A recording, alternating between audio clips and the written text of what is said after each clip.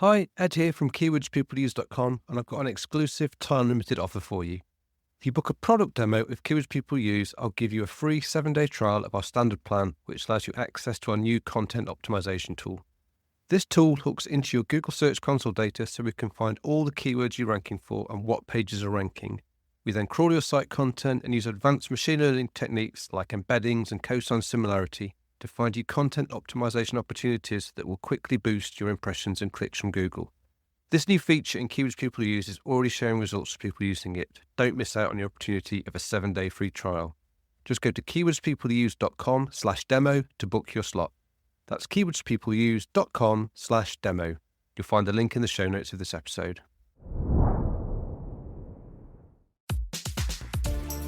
Hello and welcome to SEO is Not That Hard. I'm your host Ed Dawson, the founder of the SEO intelligence platform keywordspeopleuse.com, where we help you discover the questions people ask online and then how to optimize your content to build traffic and authority.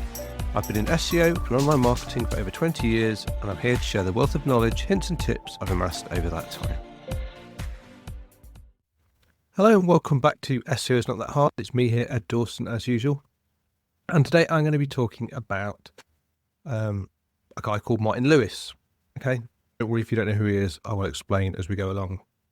And it all comes from last night when I was just sat at home, and you occasionally you'll flick through your stats, your analytics to see how your sites are doing.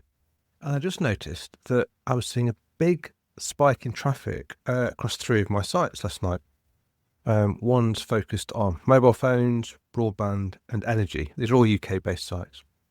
And yeah, traffic had all of a sudden across all 3 doubled around about 8:30 p.m. And I was like, this is weird. What's going on? I mean, it's not unusual sometimes to see traffic spike on one or the other one of them for a particular reason, maybe something in the news or maybe a broadband supply has gone down, something like that. But to see it across all 3 sites all of a sudden was really, really weird. And I started looking into it because as you do when those things happen, I was thinking, have I been hacked? Am I being scraped? Has someone managed to footprint it? What's going on? Couldn't see anything unusual. All the traffic looked genuine. Coming from Google, I just couldn't get it. And then about half an hour later, I realised this guy, Martin Lewis. Now, he has a TV programme in the UK, and his programmes are all about consumer finance, how to save money on your utilities and things like that. And he'd done a TV programme all about how to get better deals. It's a new year. He calls it his Bill Buster, how to save money on all your bills. And he'd been talking about mobile phone bills, broadband bills and energy bills. And it had driven a whole load of traffic to Google, a whole load of people going to Google and searching on these topics. And it's amazing, Martin Lewis has this uncanny ability to drive consumer behaviour almost instantly. And it's not just me, there will be plenty of other affiliate marketers and site owners who will have noticed a surge in traffic whenever he mentions a topic they cover, and it's a testament to the sheer influence this guy has. So, for those of you outside the UK, or if you've been living in a rock in the UK, Martin Lewis, he's the man behind MoneySavingExpert.com. And he's often referred to as the UK's consumer champion or money-saving expert. Now, he originally started MoneySavingExpert.com back in 2003 with what he claims was just £100. And he built it into a loyal following by sharing free, practical advice on saving money. And eventually he sold this site for tens of £1 million. I think it was 87 million plus 60 million in performance bonuses. To moneysupermarket.com, who are one of the biggest price comparison websites in the UK. But he's still heavily involved in the site. He's still the face of that site and is involved in consumer advocacy, charities, and of course, presenting his TV show, because he originally was a financial journalist before he got into web, before he got into affiliate stuff. Now, his TV shows, they have millions of viewers because people genuinely trust him. And from affiliate or an online marketing angle, this is where it's really fascinating, because when he talks, people act. They don't just watch passively. They go online, they search, they click, they buy. And if you've got any kind of offer that's aligned with the topics he's discussing at any time, you will see traffic come in. So what's the secret, to his influence? How does he manage to have this ability to drive such phenomenal traffic and trust? Well, here's a few things that stand out, right? First of all, he's got a very consumer-first approach. So he's not just flogging random products. He's not just trying to get people to click on links. What he is really focused on how an offer or a deal benefits the consumer. Now, that kind of authenticity, that builds trust, because he's not just going for what serves him best. He's trying to genuinely find what serves the consumer best. Second, he's very transparent. So on moneysavingexpert.com, he openly discloses how the site makes money through affiliate deals and advertising, but he keeps the editorial and the commercial side of the site separate. So he will be honest about which links will earn the money, which won't, and they never base any advice on what's going to make them the most money. So this openness fosters credibility with people. Thirdly, he uses very plain language content. So, for a lot of people, financial topics can be very confusing, very boring, but he tries to break them down into actionable steps with relatable stories. So he'll do things like say, hey, meet Jane. Here's how she switched her broadband and saved £120 in a year. You could do the same in 10 minutes. And those real life kind of examples resonate deeply with people. So he's not just talking about hypotheticals. He actually does that ability to turn it into people's stories, and that's what makes other people feel like, oh, well, if that person can do it, so could I. And fourthly, he repeats himself a lot. Okay, the repetition and reinforcement. So you'll hear him talking about energy switching, broadband deals, and credit card tips over and over and over again. And now you might think this is repetitive, and to some people it might find it completely repetitive, but this is how he built a recognizable brand, and he helped new audiences catch up with tried and tested strategies. So a lot of what he's been saying, he's just been saying for years and years and years and years. He does update it when legislation changes, when things change, but generally he's got a very small repertoire that he talks about, but he just talks about it again and again and again, and that gets through it. That repetition gets into people's heads. So what are the lessons that we can draw from this? Okay, so what, I'm not saying we're all going to go out there and suddenly make, £87 million sites that we can sell and all this, but there's definitely things we can learn from him, because he's very, very good at what he does. So here's the kind of things I think that we should take from what he does. So that's firstly, he always goes for quality content over quick sales. So prioritize genuine, helpful advice. So if you're writing about broadband, compare real user experiences, offer practical tips, and be transparent about pros and cons of each deal. So consumers will reward you with loyalty. If you're honest with them, they'll trust you as being honest, and they will then convert. Secondly, you want to build authority and trust. So with any kind of advice, trust is the currency.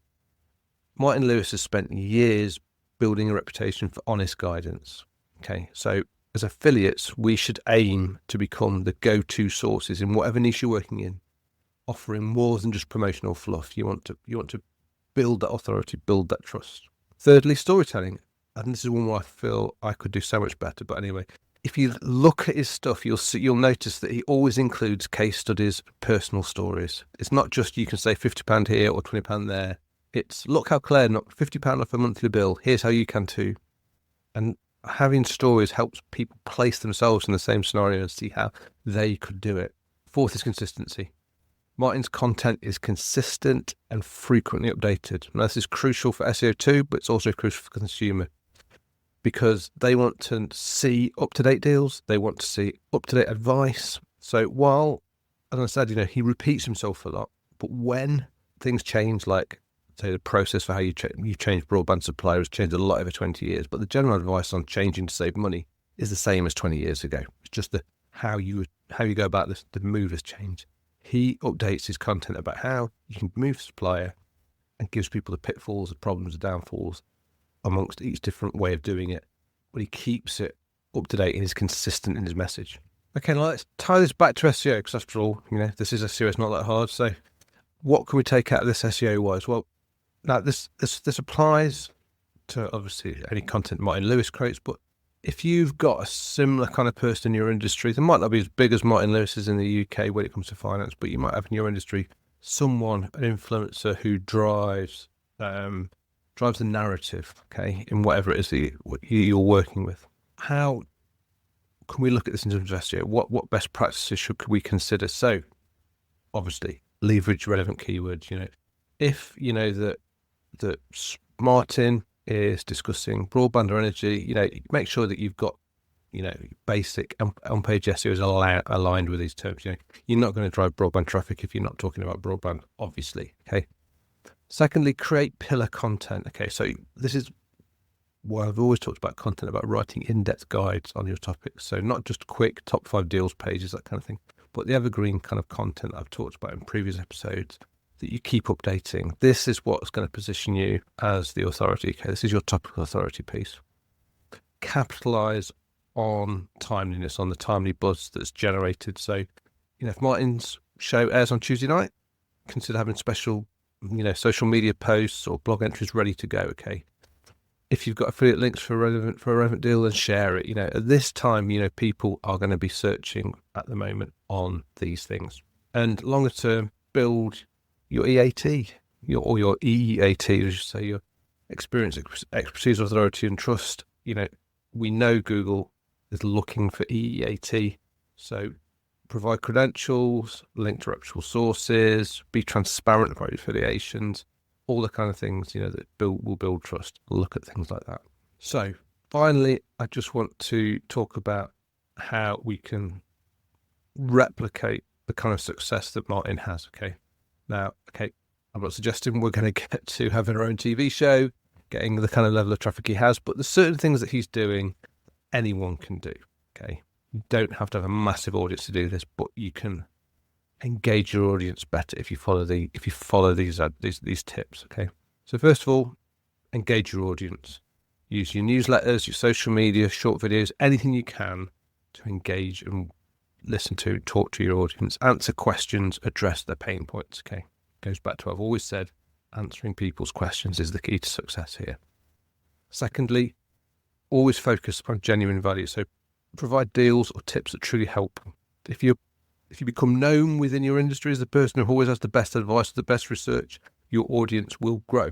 Use the human touch. Thirdly, don't be afraid to share user success stories or your own personal experiences. Okay. That's exactly what makes Martin's style so effective. And fourth, stay relevant. Keep up to date with your industry changes, new deals, policy shifts, that kind of thing. If an energy regulator changes the rules or a broadband provider comes out with a huge discount, you need to share these things as soon as possible. Timeliness is really key. So I did say that was the last thing we were going to talk about, but I've just realised there's something else, and that's obviously there are some pitfalls, aren't there, that we need to sort of avoid. So just before you run out and do everything, think about these potential pitfalls. First of all, over promoting. If all you do is push affiliate deals, the highest paid ones, without regard for quality, this is where you'll lose credibility. So don't over promote things just because they're good for you. Be very careful about that. Secondly, neglecting to be transparent. So if your audience feels that you're misleading them or finds out you're not upfront with your affiliations, then your trust can plummet. And you do not want to lose that trust. Trust's really hard to gain. The last thing you want to do is give that trust up. And thirdly, stale content. Deals come and go. Content needs to be kept up to date as things change. So, if you're including outdated deals, that it's just going to really frustrate your audience. You don't want to do that, again, because that will just tank your trust and tank your SEO. So I hope that was useful. A guy like Martin Lewis, he has got an entire production team, a massive on-air platform. It's very hard to replicate and get his level of success. But the core lessons apply to anyone. The stuff that he does isn't actually rocket science. It's taken him well over 20 years to get to where he has, but he's not doing anything overly clever. He's just being very consistent and sticking to his principles and the standards that he's set, and it's worked incredibly well for him. So these kind of things you can also do. You may not get to his level, very few people will, but it's not going to hurt. There's nothing that he does that is going to hurt what could improve your engagement with your audience. And then in the long run, how you monetize and the financial success you'll get from it. So yeah, thanks for listening in. And until next time, keep optimizing, stay curious, and remember, SEO is not that hard when you understand the basics. Thanks for listening. It means a lot to me. This is where I get to remind you where you can connect with me and my SEO tools and services. You can find links to all the links I mentioned here in the show notes. Just remember, with all these places where I use my name, the Ed is spelled with 2 Ds. You can find me on LinkedIn and Blue Sky, just search for Ed Dawson on both. You can record a voice question to get answered on the podcast, the link is in the show notes. You can try our SEO intelligence platform, Keywords People Use, at keywordspeopleuse.com, where we can help you discover the questions and keywords people are asking online, cluster those questions and keywords into related groups so you know what content you need to build topical authority, and finally, connect your Google Search Console account for your sites so we can crawl and understand your actual content, find what keywords you rank for, and then help you optimize and continually refine your content for targeted, personalized advice to keep your traffic growing. If you're interested in learning more about me personally or looking for dedicated consulting advice, then visit www.eddawson.com. Bye for now, and see you in the next episode of SEO is Not That Hard.